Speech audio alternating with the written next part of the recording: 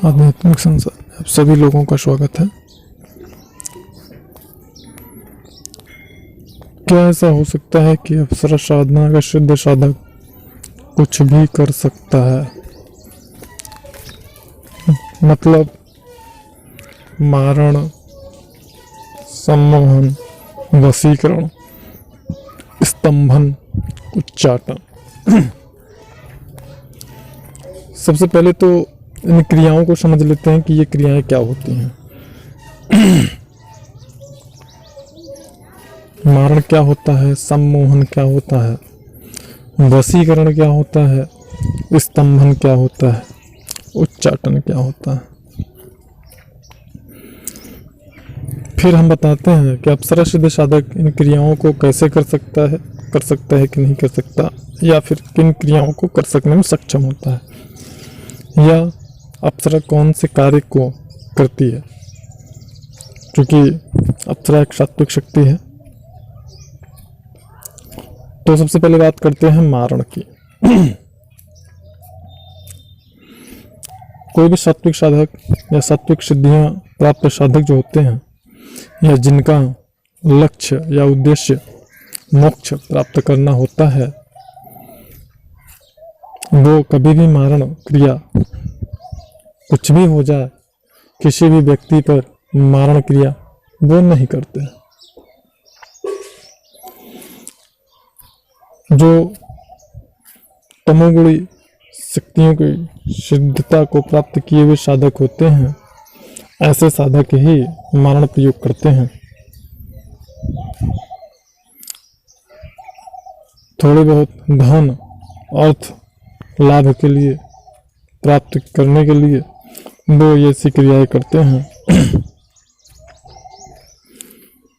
इसमें विशेष विधि होती है और विशेष वस्तुएं, विशेष सामग्रियों की जरूरत पड़ती है इस क्रिया को करने के लिए। इसको हम विस्तार से अपने आने वाले वीडियोस में क्रमवाइज एक एक क्रिया को लेकर के जानकारी प्रकाशित करेंगे, तो गहराई से उसमें बात करेंगे। यहाँ पे संक्षेप, तो इसमें कुछ विशेष सामग्रियों की जरूरत पड़ती है और विशेष नक्षत्र भी होना चाहिए। रात्रि के समय में ये क्रिया होती है और तमोगुण की सर्वश्रेष्ठ शक्तियों की सिद्धता प्राप्त होनी परमावश्यक है इस क्रिया को करने के लिए। लेकिन ऐसी क्रिया को करने वाले साधक का सर्वनाश निश्चित होता है, इसमें कोई संदेह नहीं है। इसमें ये क्रिया करने से जिस भी व्यक्ति के ऊपर ये क्रिया किया जाता है, वह व्यक्ति उस व्यक्ति की निश्चित समय पे, एक निश्चित समय सीमा पे मृत्यु हो जाती है। इस मारण प्रयोग का कई प्रकार होता है। मुठ चलाना, बाण चलाना, चौकी चलाना, कई विधि से, कई प्रकार से अलग अलग तमोगुण की सर्वश्रेष्ठ शक्तियों की सिद्धि प्राप्त साधक अलग अलग प्रकार से इस क्रिया को करते हैं। दूसरा हो गया सम्मोहन। सम्मोहन क्रिया खतरनाक नहीं होती है, लेकिन अगर स्वार्थ के लिए, लाभ प्राप्ति के लिए इस क्रिया को किया जाए तो पाप का भागी बनता है साधक। तो आवत है ऐसे,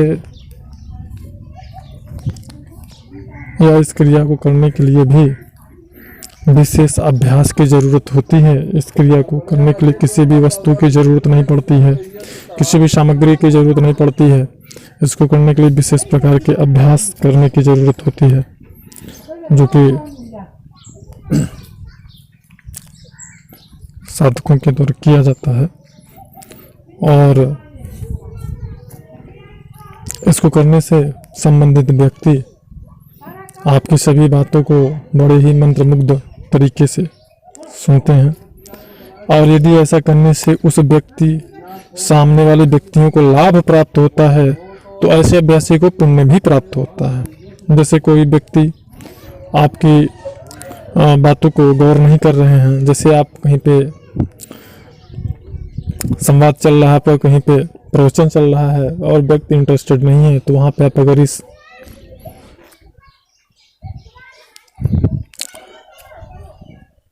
विधि का प्रयोग करते हैं, इस क्रिया का प्रयोग करते हैं, और इससे सभी श्रोतागण को लाभ प्राप्त होता है, आपके द्वारा ज्ञान प्राप्त होता है। क्योंकि आज के समय में ज्ञान की चीज़ें, धार्मिक चीज़ें कोई भी नहीं सुनना चाहता है, बड़े ही कम लोग होते हैं, और एक औपचारिकता के लिए आपकी सभा में आ जाते हैं, बहुत सारे लोग ऐसे भी होते हैं। तो कुछ लोगों की वजह से पूरा सभा ही डिस्टर्ब हो जाती है, उस दशा में आप इसका प्रयोग कर सकते हैं। इसके कई प्रकार के अभ्यास होते हैं और कई विधियां होती हैं। इसमें किसी वस्तु की जरूरत आपको नहीं पड़ती है, लेकिन अगर यही क्रिया अगर किसी गलत स्वार्थ सिद्धि के लिए किया जाए तो वहां पे आप पाप के भागीदार होते हैं। उसके बाद आता है वशीकरण। वशीकरण क्रिया जो होती है, जो कि शाब्दिक अर्थ जिससे जानने को, समझने को मिल रहा है कि इस क्रिया से वशीभूत होना। अगर इस क्रिया को किया जाता है तो इसमें कुछ विशेष विधियों की जरूरत पड़ती है, कुछ विधियों में विशेष वस्तुओं और सामग्रियों की जरूरत पड़ती है, जिसको करने से जो संबंधित व्यक्ति हैं वह आपकी वशीभूत हो जाता है और आपके अनुसार वो क्रियाएं करता है। इसमें भी यदि उस व्यक्ति का लाभ होता है आपके द्वारा तो आप पुण्य के भागीदार बनते हैं, लेकिन अगर उसे अपना स्वार्थ आप सिद्ध करते हैं तो आप आपके भागीदार होते हैं और आपकी सिद्धि भी नष्ट हो जाती है। तो ये हो गई आपकी वशीकरण, जो कि मैंने आपको बताया। उसके बाद आता है आपका स्तंभन। स्तंभन का तात्पर्य क्या है? स्तंभन का तात्पर्य यह होता है कि किसी भी वस्तु को जो कि अति विकासशील हो, जैसे कोई आपका जिनसे आपका झगड़ा हो या जिनसे आपका नौ पटता हो, ऐसे व्यक्तियों के शरीर को स्तंभित कर देना। इससे हुआ ये कि व्यक्ति का शारीरिक और मानसिक विकास जो है वो रुक जाता है।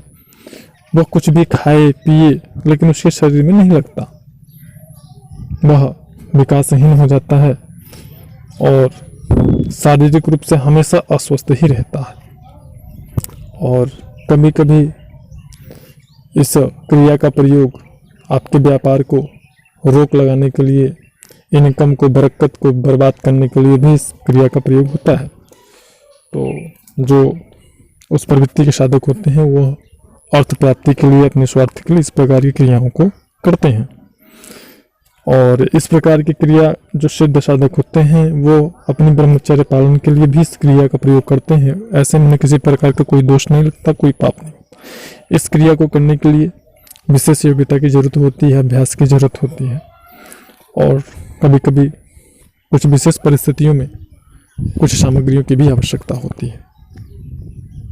उसके बाद आपका आता है उच्चाटन। उच्चाटन का मतलब होता है कि किसी भी जगह पे व्यवधान उत्पन्न कर देना। कोई चीज अगर अपनी समान गति से चल रही है उसे अस्त व्यस्त कर देना, परेशान, उसमें व्यवधान उत्पन्न कर देना। जैसे कोई परिवार है, कोई फैमिली है जिनसे आपका नहीं पड़ता है, ऐसी फैमिली में यदि आपने उच्चाटन क्रिया कर दिया तो उससे होगा ये कि उस परिवार के प्रत्येक सदस्य आपस में ही लड़ेंगे, मरेंगे, एक दूसरे से लड़ाई करना, झगड़ा करना, किसी का किसी से नहीं पटेगा, किसी का किसी से कोई मेल नहीं रहेगा, आपस में ही बैर विरोध होगा। ऐसा लोग करते हैं जो किसी को खुश नहीं देख सकते हैं, किसी फैमिली का विकास, ग्रोथ नहीं देख सकते। वो लोग ऐसी क्रियाएं करते हैं कि ये लोग अपने में ही लड़ मर के नाश, इन लोगों का सर्वनाश हो जाए, ताकि हम लोग तरफ ये लोग ना देख पाए। ऐसा इस क्रिया को करने के लिए भी विशेष सामग्रियों की जरूरत पड़ती है, विशेष उपाय की जरूरत पड़ती है और विशेष शुद्धि की जरूरत पड़ती है। 10 महाविद्याओं की सिद्धियों में जैसे माता बंगलामुखी हैं तो या फिर माता पतंगा देवी हैं या और भी माताएं हैं जिनकी साधनाओं के बारे में हम बताएंगे। ये शक्तियों की साधना करने के बाद ऐसे सिद्ध साधक इस प्रकार की क्रियाएं कर सकते हैं। कुछ साधक अर्थ प्राप्ति के लिए इस प्रकार की साधनाएं करते हैं, क्रियाएं करते हैं और अपने सर्वनाश को आमंत्रण करते हैं, सर्वनाश को न्योता देते हैं। और अब बात करते हैं अप्सरा सिद्ध साधक। अप्सरा सिद्ध साधक इस प्रकार की क्रियाओं को यदि करना भी चाहे तो नहीं कर सकता है। हाँ, कर सकता है कब? जबकि अप्सरा के अनुसार वह क्रिया सात्विक हो, धार्मिक हो और प्रकृति के नियमों के विरुद्ध ना हो, मतलब उसमें किसी प्रकार का किसी को कोई नुकसान ना हो। अगर जिस क्रिया से किसी व्यक्ति को भी किसी प्रकार का नुकसान नहीं होता है और आपको लाभ होता है तो वह क्रिया अप्सरा 100% करेगी ही करेगी, इसमें कोई संदेह नहीं है। लेकिन ऐसी क्रियाएं जिससे कि किसी को कोई हानि हो, कोई नुकसान पहुंचे, घाटा हो, किसी प्रकार का किसी को कोई क्षति हो, तो ऐसी क्रियाएं अप्सरा आपकी स्वार्थ सिद्धि के लिए कभी नहीं कर सकती। तो यहाँ पे मैंने आपको विशेष रूप से ऐसा कि जिस क्रिया से किसी भी कार्य को करने से किसी भी व्यक्ति का प्रत्यक्ष या अप्रत्यक्ष रूप से किसी प्रकार की कोई हानि, क्षति या नुकसान हो। उम्मीद करता हूँ जानकारी समझ में आई होगी। मिलते हैं नेक्स्ट वीडियो में, तब तक के लिए नमस्कार। और वीडियो यदि अच्छा लगा हो तो लाइक जरूर करिएगा।